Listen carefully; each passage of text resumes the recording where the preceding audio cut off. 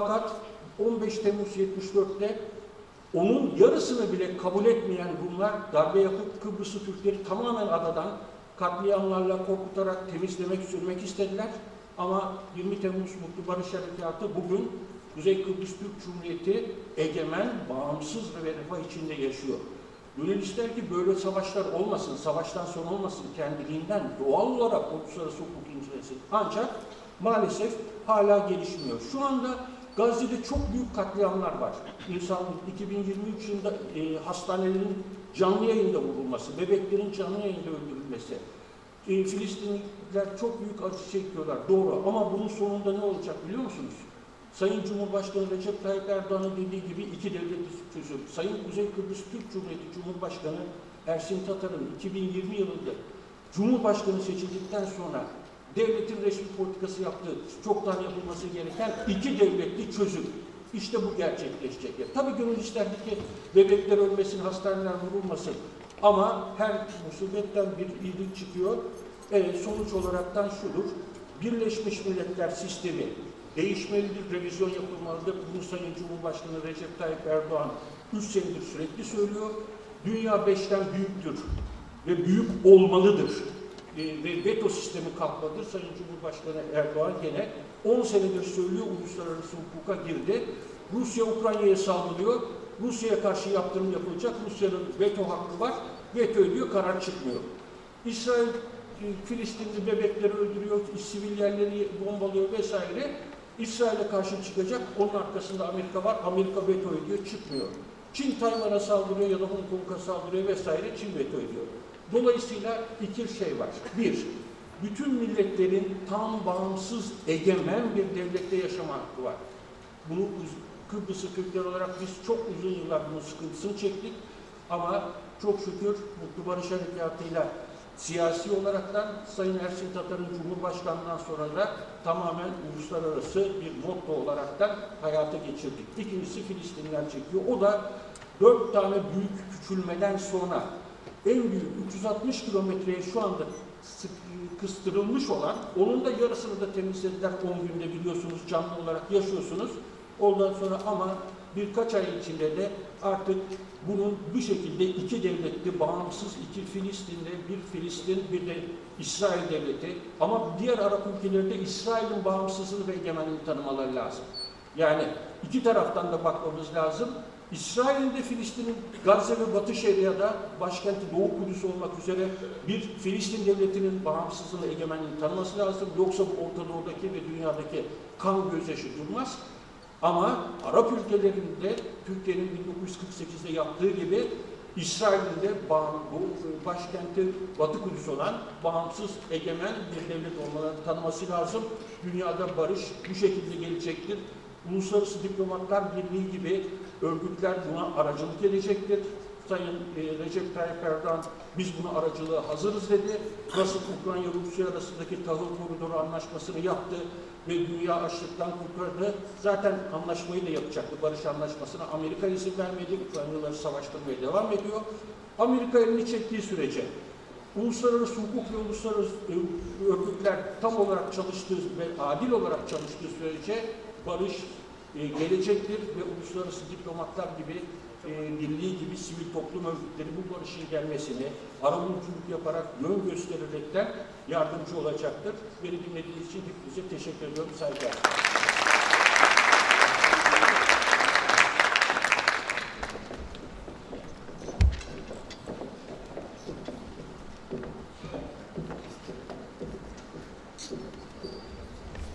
Programımız değerli katılımcı ve Girne Amerikan Üniversitesi akademisyenlerin sunumlarıyla devam ediyor. Şimdi sunumunu gerçekleştirmek üzere Doçent Doktor Enver Gülseven'i sahneye davet ediyorum. Sayın Gülseven, bizlere konu başlığı olarak Soğuk Savaş sonrası iyimserlikten liberal dünya düzeninin krizine uluslararası ilişkileri yeniden düzenlemek başlıklı sunumunu gerçekleştirecek.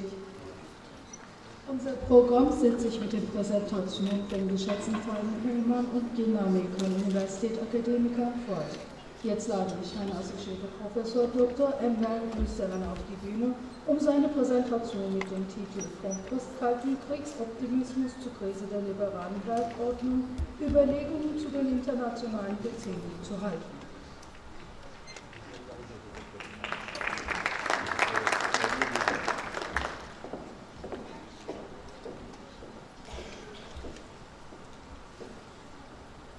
Dear President of Diplomat International, Guinea American University founding rector and member of parliament, esteemed rector and vice rectors, distinguished colleagues and students. I would like to welcome you on behalf of the Faculty of Political Sciences and International Relations. My name is Enver Gülseven and I'm very honored to be here today. And today I'm going to talk about the transformation of the international system from post-Cold War optimism to the crisis of liberal world order today. And I want you to rethink international relations accordingly. As our founding rector and Uğur Hocam mentioned, actually, 1990s were an optimistic period about maintaining global peace and security. It can be considered as a decade of hope and optimism about global peace and security following the unexpected but peaceful disintegration of the Soviet Union, which was also the end of Cold War, actually. And at the same time, we had other optimistic developments, such as revolutions in Eastern European countries, collapse of one-party systems, unification of Germany, and the collapse of Berlin Wall, as you know, which was also symbolically ending the end of Cold War, and the third wave of democratization, which were all different sources of optimism. And again, as our founding rector mentioned, we had some scholars like Francis Fukuyama, who actually announced the end of history with the triumph of liberal democracy and the arrival of a post-ideological world. In other words, he was expecting a less conflictual world order because he was seeing history as an evolutionary process. And in this regard, liberal democracy will be the final form of human governance for all nations of the world. And apparently, this idea was also supported by other similar theories, like democratic peace theory, which actually claims that, liberal forms of democracies are hesitant to engage in armed conflicts with each other. And apparently we are talking about established democracies here, which are characterized by free and fair elections, peaceful transfer of power from one political party to another, and individual liberties. And of course, different scholars tried to explain this assumption of democratic peace with different conditions. Some of them actually argued that democratic peace will prevail because democracies share similar identities and norms. Others emphasize institutional factors like separation of powers and complexity of decision-making processes, and of course, the need for legitimacy and public support. However, unfortunately, some issues have been largely ignored in the democratic peace theory. And today we are having important challenges to sustain liberal democracies, even in some European countries. Basically, we have significant challenges facing states of all types today. And as you know, attempts of exporting democracy without creating necessary socio-economic conditions often failed, as we could remember from the Weimar Republic example in Germany following the end of First World War. And today we have many other examples in the Middle East and North Africa region. Again, unfortunately, I can say authoritarianism is still alive and well established in many parts of the world, and we witness a breakdown or backsliding in many new democracies, even in the continent of Europe. So we have rising debates over whether we have entered a period of global democratic recession.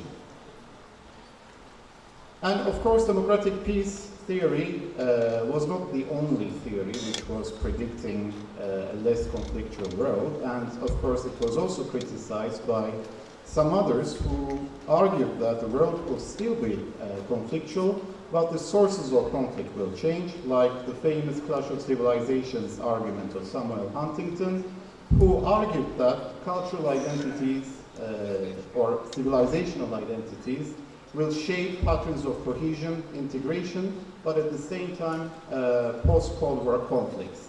And Huntington was also talking about balance of power change, and he was predicting that the Western influence will decline.